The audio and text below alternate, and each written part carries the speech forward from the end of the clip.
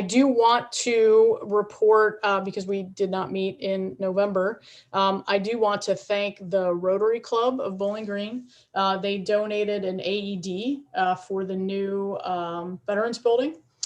So we definitely want to thank them for that. We can send them a thank you note, but I just wanted to share that publicly. And we are now on YouTube, so Peter Kubek, who is texting me, should be happy. Thank you, Jake, if he's still listening.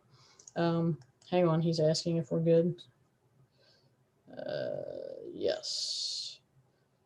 So that will teach me to not do this on my regular computer at my desk as opposed to my laptop, but we should be good now.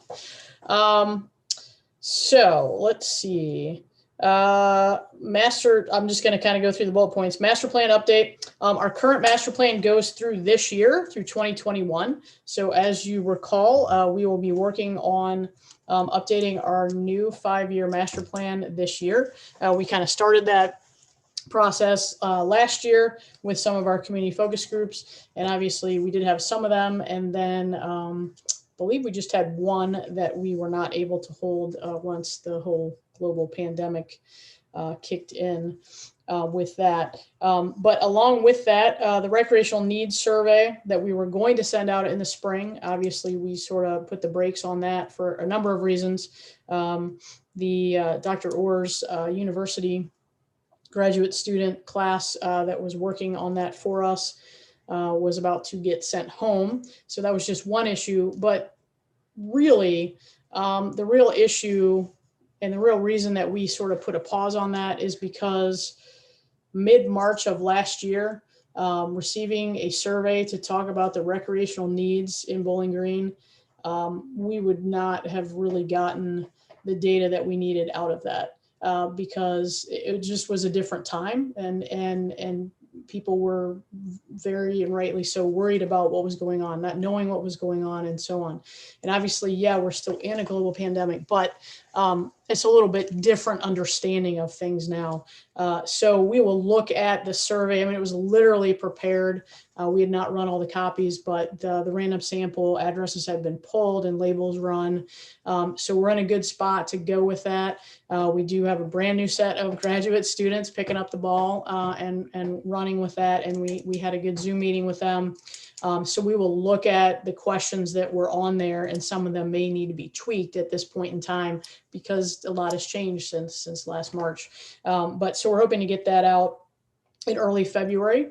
It will be a random sample survey mailed to residents in Bowling Green. And then they will mail that back to the university. The students will receive that. They will tally that for us. In there is an incentive for a drawing for a $100 gift card with us. But again, that goes directly to the students. So we don't, know who said what or so on. So really exciting that the results that we get back will truly be valid results for this survey. So we just hope that if someone does get that in the mail, that they take the time to fill it out. It is not long, but will be very useful to us in terms of putting together our next master plan for the Parks and Rec department. 2021 budget is in your packet. I'm sure you memorized it and scoured over it. No, it's just the summary. And the really good news is that we do have a budget that is in the black, just by a little bit. If you recall, at the start of 2020, we had a deficit budget by a little bit. And then that budget, a budget is a living, breathing document, and it completely changed about mid-March of last year. And so obviously we made a lot of adjustments in terms of lowering expenses because the revenue got lowered. And ended up doing pretty well budget-wise for the year, surprisingly, and due to our staff really understanding that, hey, we can't spend the money because we don't have money coming in a lot of areas. So the 2021 budget was prepared very conservatively, and it's a forecasting tool, and in October, November, December, I guess October, November of last year, really looking at prior year's budgets going into this year, it's a little helpful because we have trends and things, but the unknown of what's going on with COVID does really make it like gazing into a crystal ball. However, we feel like we realistically and conservatively looked at things. The first kind of figuring that the first half of this year, things are still not going to be, as far as revenue production, 100% normal. So that's kind of how we budgeted. Obviously, we will keep tracking that and we will adjust. And so, if something were to happen, say we were to get, put in a full lockdown again, we obviously don't hope that happens. We would adjust, and immediately the expenses would go down, and we would adjust like we did last year. So we feel like it's a good document to start the year. It's not a super exciting budget. The staff, again, was very, very good in the sense that we said, look, we're going to have this year where we're going to have to be very frugal and be cautious. We're going to provide services that we provide in a safe way that we can do it. But there's going to be maybe some projects that we just can't get to this year. And maybe by the end of the year, we can. Maybe things are going to be really good and there's going to be some pent up demand and things are going to take off revenue wise. But, we'll adjust to that when we get there. So it's an exciting budget in the fact that it is in the black, but it's not a super exciting budget. So, this is going to impact us for probably another year. I mean, there's going to be some lag effect just as it's impacting everyone else. However, I will go back to the fact that we are providing programs, we're providing services. Everything that we have is open with obviously some COVID limitations, except, I think I said this in September, except water fountains. We're not going to turn the water fountains on right now. No, not going to do it. But we do have the water bottle fillers, so you can still get water in the parks, except for some of them outside where it's too cold and they're turned off. But so that's sort of the budget in a nutshell. I don't know if anybody has any specific questions on that. It's just a summary. Kristen, Yeah. When you were doing your forecasting, I'm curious how you forecasted for the city pool. Are you thinking that there's a chance it will be open? We are cautiously optimistic that we will be open. We're going to do everything that we can to be open. And that's an excellent question, Jeff. So as far as from the budget standpoint, we conservatively budgeted because while we do think we'll be open, we also think that there will still be some limitations, not what there were going to be. And there may still be some people that just don't feel comfortable. So we budgeted in the sense that, yes, we will be open, but we probably won't be bringing in, there probably won't be as many people visiting. And that's, it's just our guess at this point. But will we be open? We really think that we will, and here's why. We were allowed to open last year, sort of, because the way the guidelines were written, it was very, very difficult. I think the state didn't want to be the bad guy and say, hey, you guys can't open pools. But if you went through the guidelines, you really, a large municipal pool, you couldn't open it. Okay, so, but you were allowed to. So what we're anticipating is that those guidelines this year are going to be less restrictive. So because we've learned some things too, right? So one of the biggest things that we looked at and we're like, oh my gosh, how can we do this?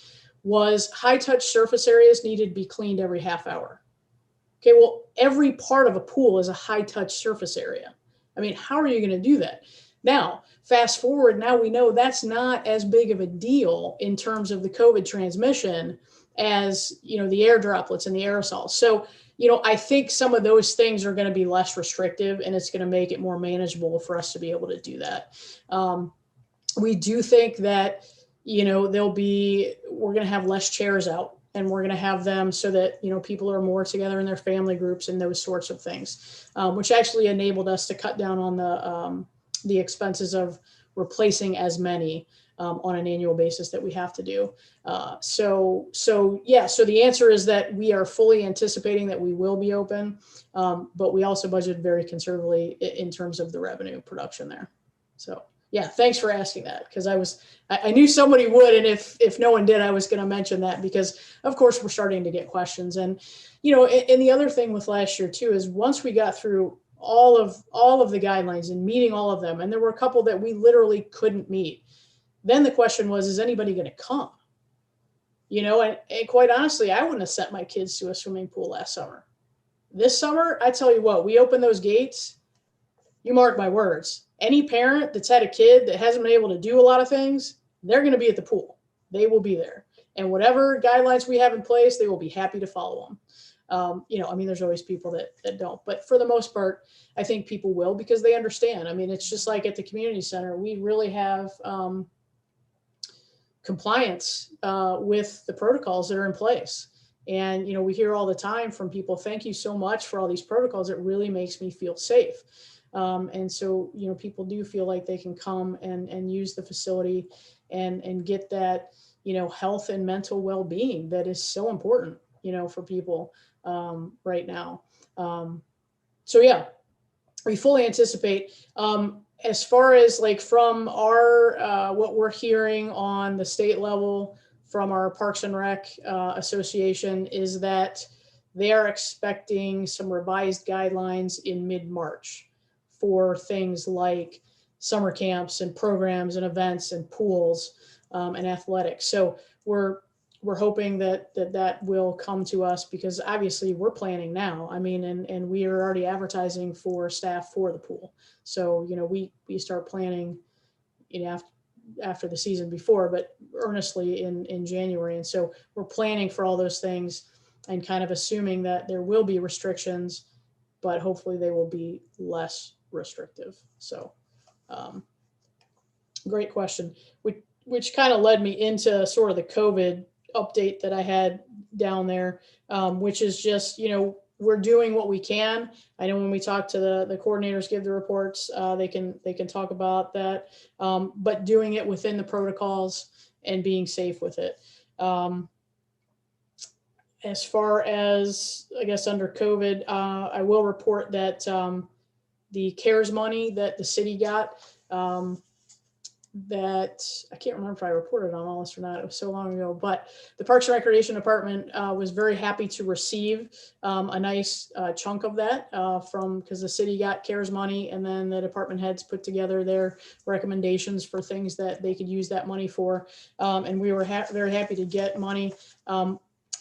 One of the projects that some CARES money went to is the sound system in the Veterans Building, which is almost done being put in there. So that is very, very exciting to have that. Some of the other things that we purchased that you will see once you're in the parks, a lot of the restroom doors have the foot pulls so that you don't have to touch the door when you're leaving after you've washed your hands. So that's exciting. Not all of our restrooms had the automatic soap dispensers, and so they now do, as well as the automatic dryers, and they all do now. So those were the kind of things that we're really excited to be able to have, and people will really appreciate, obviously with COVID, but beyond. So it's helpful beyond once we get through this. And then security cameras in some of our locations as well. Some, unfortunately, especially in City Park, there were some instances where, you know, there just weren't as many people around, and, you know, people tend to get bored because they don't have as much going on. And so some things happen. So security cameras were another area where we're able to get some funds and put those up. Let's see. So a lot going on. Let's see. Levy. So I had the levy down on there. I'm sure that you're aware, but we are starting to form a committee. We need to be on the November ballot. Our last levy was a 5-year levy, believe it or not. Jeff, can you believe it? It's been that long. But yeah, so it's time.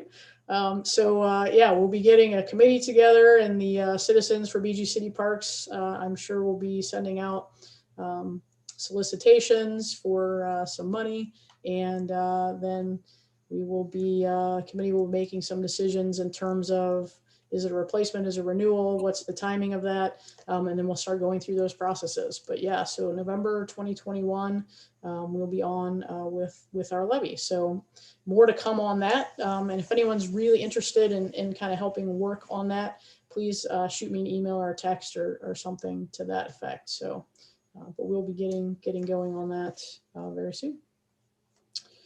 Let's see. Well, I have two other things here.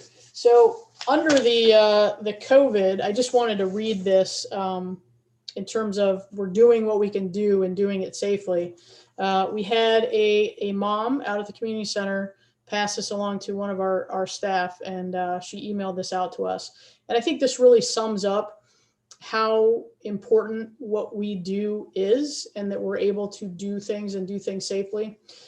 So a mom tonight praised repeatedly all of the programs and activities that are offered by the community center for her children and all of those who make the programs happen. She said the programs are creating an atmosphere of inclusion, socialization, and physical activity that her family needs desperately during this time. She says, "Thank you 100 times." And I mean, that statement it sums it up right there. Super, super important. And the only other thing that I will share is the Wood County Park District community grant funds. We were awarded a grant for about $2,800 to extend the half pipe at the skate park. So we will be working on that once the weather breaks, but we're super excited to have that. And very happy that they funded that. It's kind of become a safety issue because without having that extension, they sometimes tend to create their own extension, which involves taking things from other areas or bringing things. So basically it will extend the concrete out. It gives them more of an area to run up to that half pipe. So if you're not a skateboarding pro, thought I'd explain that. So I think, nope, sorry, almost done, but not quite. I do want to mention, and I do want to remember, if you saw in the paper or have heard, but about the passing of Rob Spence. Rob was on our Parks and Recreation board, actually, when I was hired here in 1997, and he was a phenomenal supporter of the parks. And I believe he was on the first levy committees and was involved with that as well. His wife, Nancy, is on our foundation board of trustees. And so obviously, if you want to keep the Spence family in your thoughts. And what I will say is that I just always remember personally, Rob, when I first got here, we were still doing our third and fourth basketball league in the Wood Lane School gym. And so Bob Calicod set up a time for me to go over, and Rob showed me around. And I thought I was just going to get a tour of the gym, and this goes here, and don't touch that, and this goes here.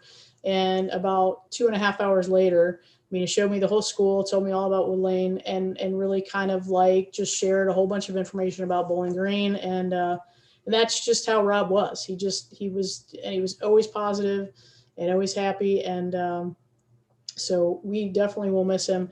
As I mentioned, his wife, Nancy, is on our foundation board of trustees, and she is very heavily involved with Wine and Cheese, which meant that Rob was always very heavily involved with Wine and Cheese. So he definitely was a big volunteer when it came to that. So if you read his obituary, any memorials for Rob, Nancy called in and talked to me, and the family wanted those to go to the foundation specifically for pickleball. Rob was a big pickleball player, and I had chatted with him about that many times. So that really seemed to fit. So that's where those memorial donations are going. And so from there, I'll sort of springboard to, speaking of pickleball, I wanted to share with you all that we have a large group of pickleball players that play at the community center, and they love pickleball. And there has been some talk in terms of the need to have outdoor pickleball courts in Bowling Green. And so they have sort of formulated a group and organized themselves. They have reached out to us at Parks and Recreation and want to work with us. We as the staff agree that that is a need in Bowling Green. Of course, then you say, okay, well, we need a place for it. We need money and all these things. And they understand that. So they have approached us and are willing to work together. I anticipate in our recreational needs survey that will also crop up. We fully will. I am sure that will end up on our next master plan, but that may be, it sort of has some legs going with Rob's memorial donations. So we look forward to working together with that group. We anticipate there will probably be some partners along the way. One group I believe they've talked to is the Wood County Committee on Aging. I believe they understand there will be some fundraising involved with this as well. So kind of more to come on that. I just wanted to share with you that they had approached us. They actually had a whole PowerPoint presentation put together. I think they thought they were going to have to come in and do a hard sell. And we were like, no, we agree. There is a need. But what we need to figure out is where's it going to go? How much it's going to cost? Where's that money coming from? So, but we look forward to kind of rowing together with them and getting that at some point in the future. Any questions? That was a lot of information. I apologize, but I haven't seen you guys in a while. So, any questions for Kristen?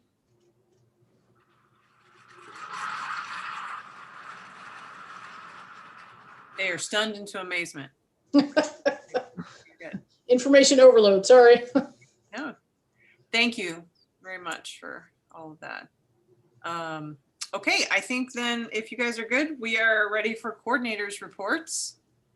Mr. Guyevich is to my, no, you can't point to Ivan because he's over there on my screen. So my Brady Bunch view he's over there. Ivan, do you want to go first? Doesn't matter. Okay. I guess I'm going first. Okay.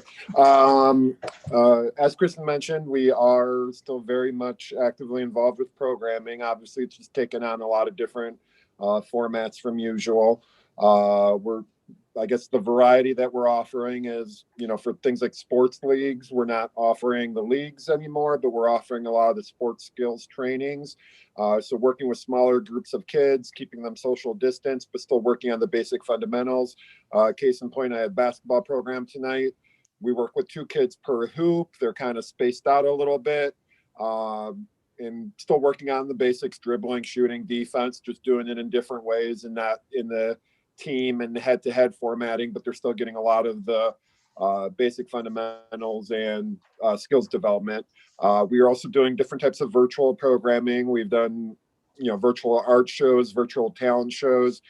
Coming up as part of Valentine's Week, we'll have a virtual shoebox float with the I Love Bowling Green theme. It'll be a Valentine's Day virtual parade, an idea I came across on YouTube from some other Parks and Rec agencies. So something exciting that we got promoted on Facebook, giving people an opportunity to work on some crafty type stuff from home and putting together a fun little project that families can do together, businesses can do to help promote their businesses, a lot of different things.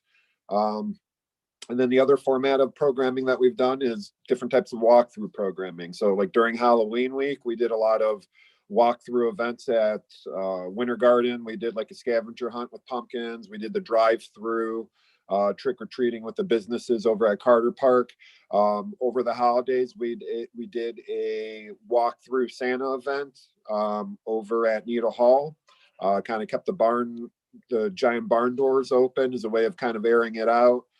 Created a photo opportunity with Santa that Eric Fletcher, our sports specialist, built a giant photo frame that we were then able to put a plastic sheet in, which allowed Santa to be in the photo pretty close to the kids, but socially distanced because of the plastic sheeting. So just try and get as creative as we can to offer programs, either stuff that we normally do in a different type of format, modified format, or come up with new ideas, just kind of keep people involved and busy and active. So they've been met with, very, very grateful people, as Kristen said, with the fact that we're still offering something.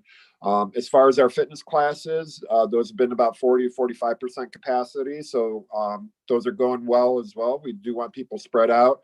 One advantage we have as a facility compared to some other fitness facilities is the sheer size of the facility.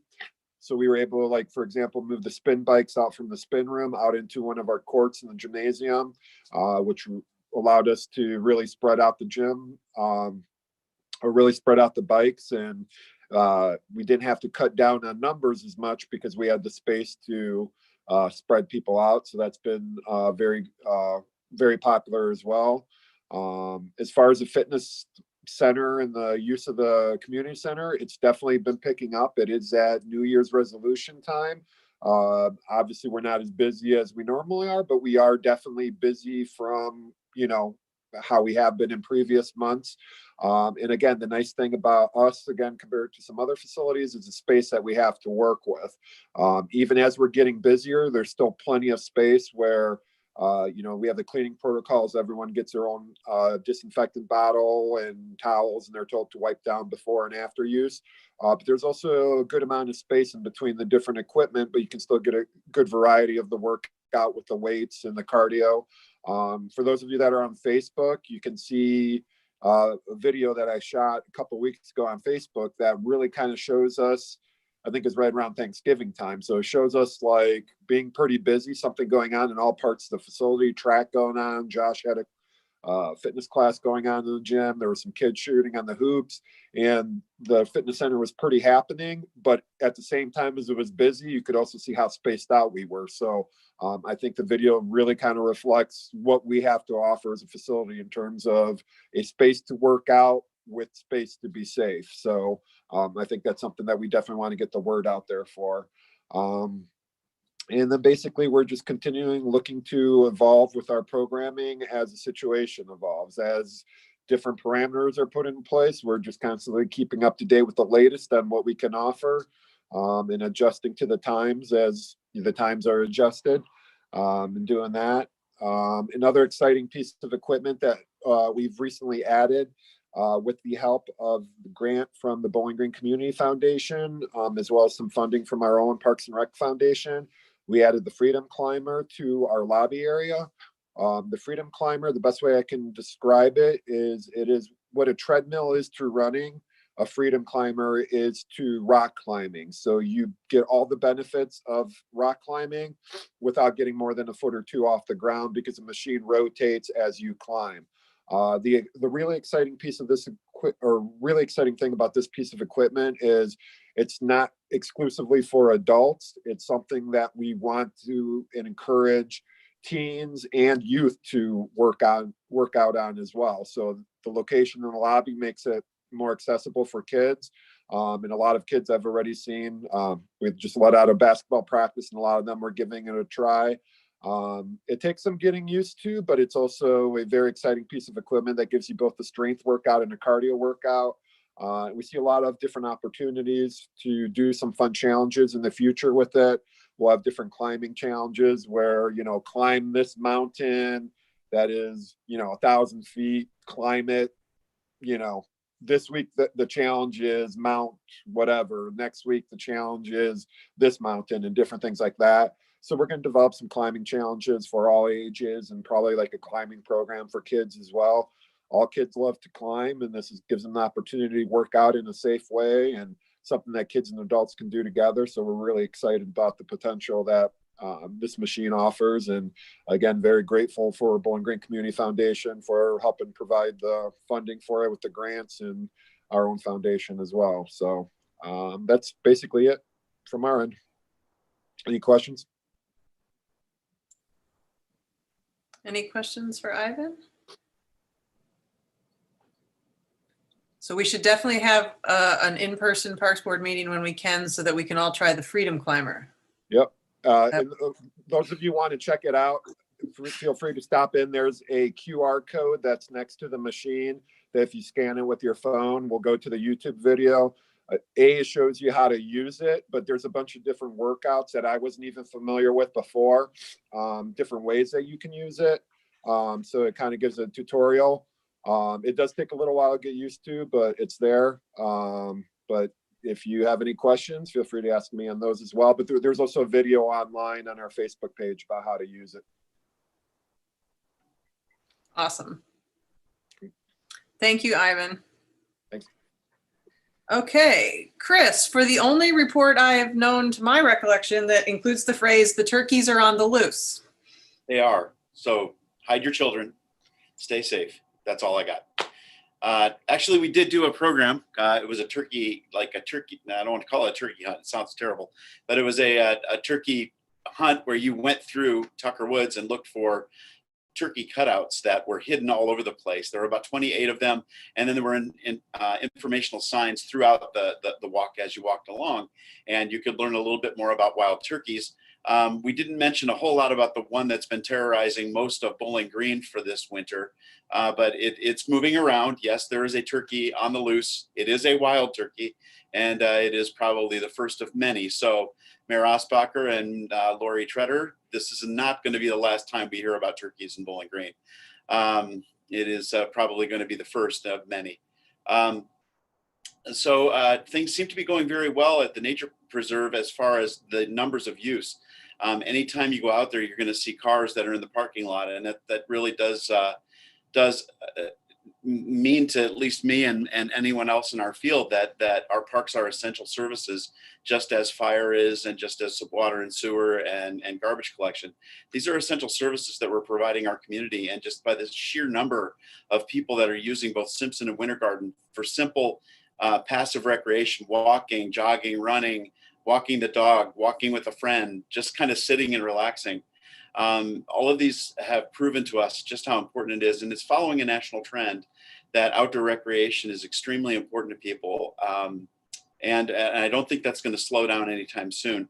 And we're seeing a wide variety of age groups. So if you come out to Winter Garden, especially, there's an area off to just to the southwest of the Nature Center in Winter Garden Woods, where we have put just a bunch of logs of different lengths. And if you go in there and see, it looks like there's like a shelter building class going on. Well, this is a free play area for kids. And it really is great to see moms and dads and kids all helping to build. And then something gets knocked down, that's okay. They start over again. So there's a lot of free play going on. So people are getting outside and they're really enjoying what they're doing when they get out there. Lots of action on the Facebook page for Winter Garden. There's a lot of people that are seeing things, posting things, and that's how we're trying to stay in contact with the people, since we aren't doing educational programs at the moment. We have not done a face-to-face educational program in nearly a year. And that's very difficult for those of us who really enjoy educating and being with other people and teaching them about their environment and teaching them about the things that are around them. So it is a bit of a challenge. We do not have any programs currently set up at the moment. Normally this time of year, especially January, we would be hearing from just about every single teacher at every single age group, from kindergarten and preschool all the way through the university, asking for us to come and do programs with them and come and help out. Obviously, that's not the case this year.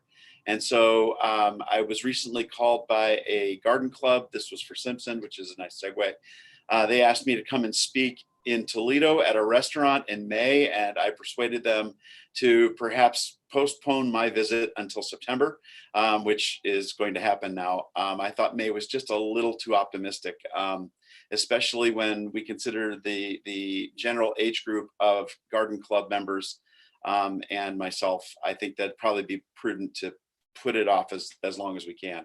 So I will be doing something with them in September, but that quite honestly is the only program I have on the books at the moment.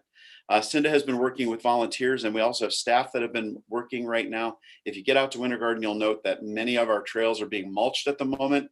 We had a lot of blowdown from the November 15th line wind storms that came through, and Winter Garden was not spared. There are trees down all over the place, and these trees are being In some cases ground up, some cases removed from the trail, but we do seem to have a never-ending supply of mulch coming in, and we're able to get that down on the trails as well.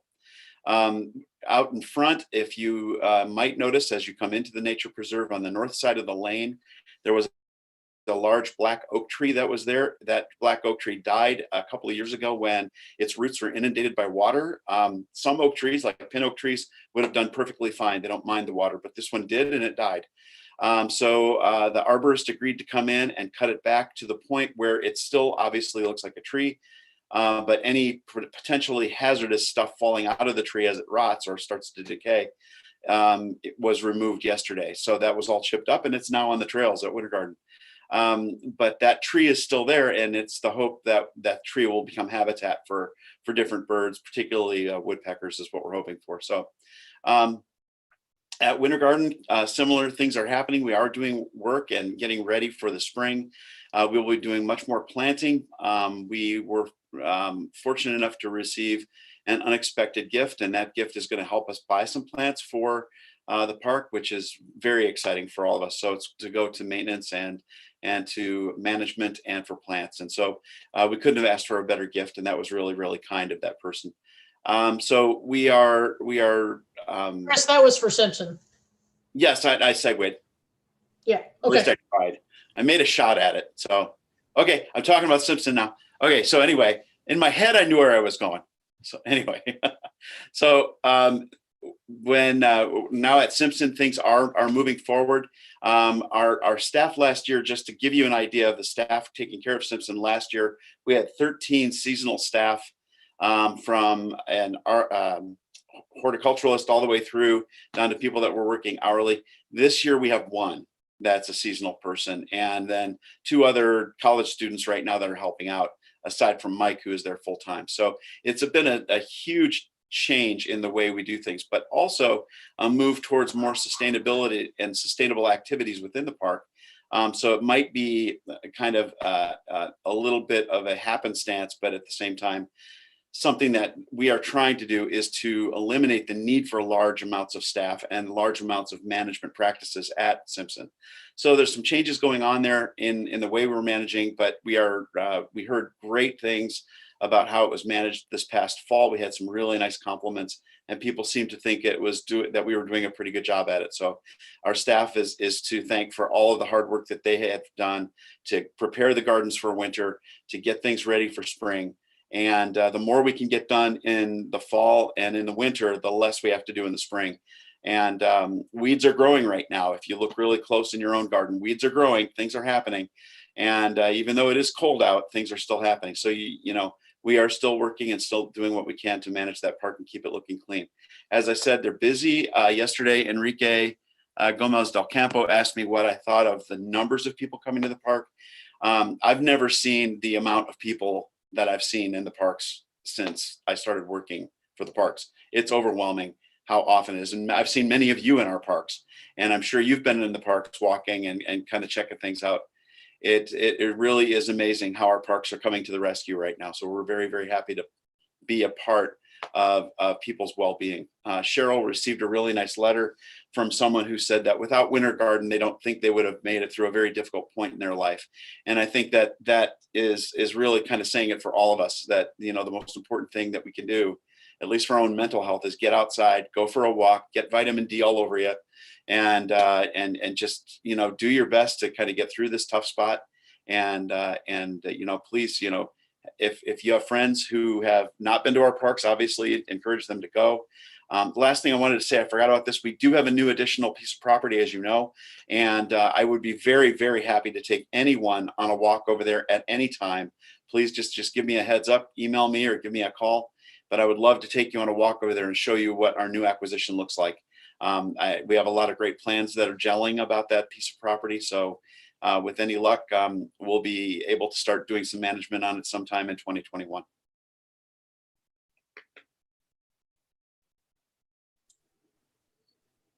Any questions for Chris? I plan to take him up on that offer to tour the new property. So if anybody would like to join us, socially distant and all the good stuff outside, when we can set that up, just let me Absolutely. know. Anytime. And I don't want to miss, it's not really a question, but combined with Ivan, Chris, and Kristen and your staffs, I know we've said it before and we said it before the pandemic, but I don't ever want to miss an opportunity to commend you for all that you have been able to continue to do for our fellow community members under these circumstances. And as it turns out, it's been really, really important that you have done so. I think is reflected in the feedback you've received from the community, and I expect to continue to be the feedback from the community. So please accept our thanks and appreciation for all of that hard work, because I know it's been really hard through all of this. So hopefully by the time the weather in Ohio turns, which could be tomorrow, but permanently turns seasons, we will definitely be a lot closer to the light at the end of this than when we started. Okay, anything else, coordinators reports? We're good. Lobby visitation. Look at all these squares. So we want to welcome Clint and Jan, our media representatives. And let's see, Mr. Mayor. And our council members, Councilman Harold and Councilwoman Rowland, and Lori, Municipal Administrator Treader. Did I miss anybody? Anything from the lobby? Madam Chair. Yes. There you are. Yeah, I would like to piggyback on what you said. On a personal level, we live very, very close to Simpson Garden Park, and it has been quite therapeutic, more so than usual. So thank you for that. Second of 3 items is I wanted to three. I wanted to commend the city staff, Kristen and Lori, and all those who put the budget together. Kristen said that the budget is not exciting but it's in the black, and I can tell you from my perspective that any budget in the black is exciting right now. So thank you for that. And in an effort to somehow add to the highly successful segues in this meeting, I recognize that there was a pause on some of the work. But speaking of pause, a year ago last fall, I requested that the board add to the strategic planning, looking into the possibility of whether it would be beneficial to have a dog park. And since you're in the position of finalizing the survey and getting back into the strategic plan, I just want to have a friendly reminder that if the prospect of investigating a possibility of a dog park is not in there somehow, if you could just add that. And hopefully you caught the pause and dog park. But thank you very much.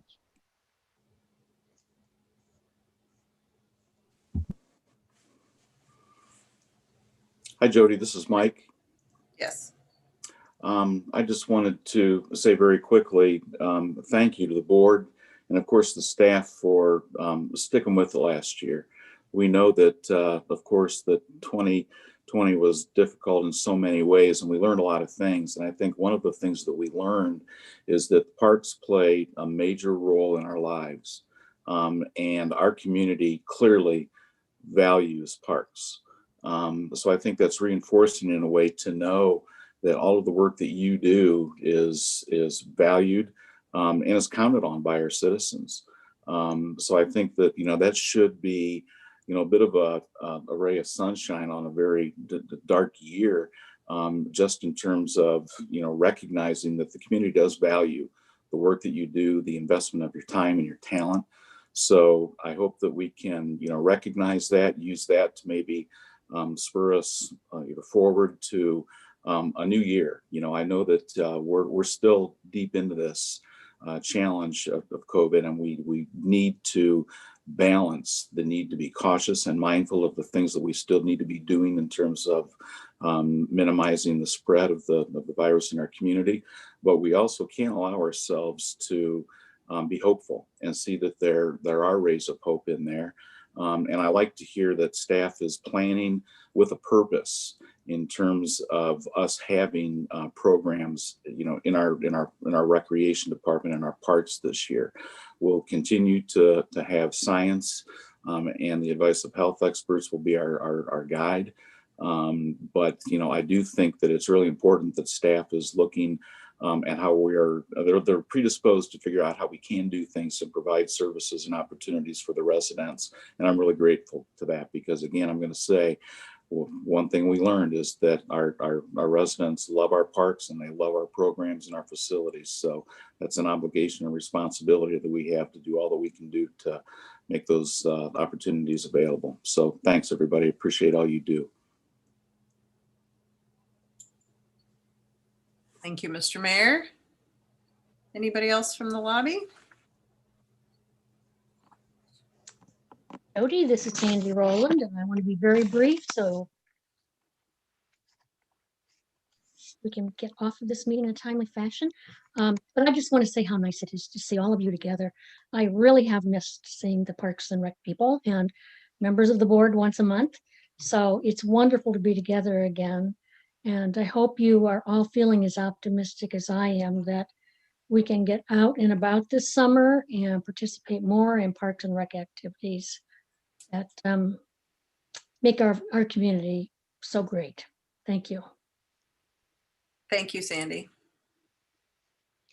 Jody, I just want to say thank you all for that. I will make sure that gets passed on to all of our staff because obviously you only see a few of us, and they really stepped up last year. We had no seasonals, if you recall, and then a few.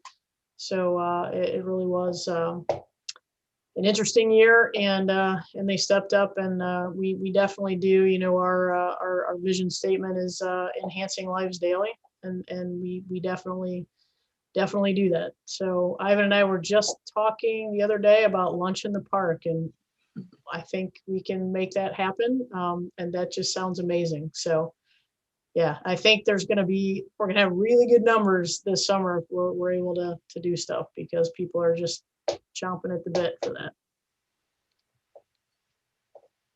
Thank you, Kristen. Anybody else? Well, on those positive notes, then we are ready for a motion to adjourn. I will Motion move- to adjourn the Parks and Rec board meeting tonight. That motion was from Cal Bowers. Robin, do you want to be I will second that motion. second? Okay, all those in favor, give a wave as you leave. Thank you, everybody, for your time. And hopefully we'll see you next month.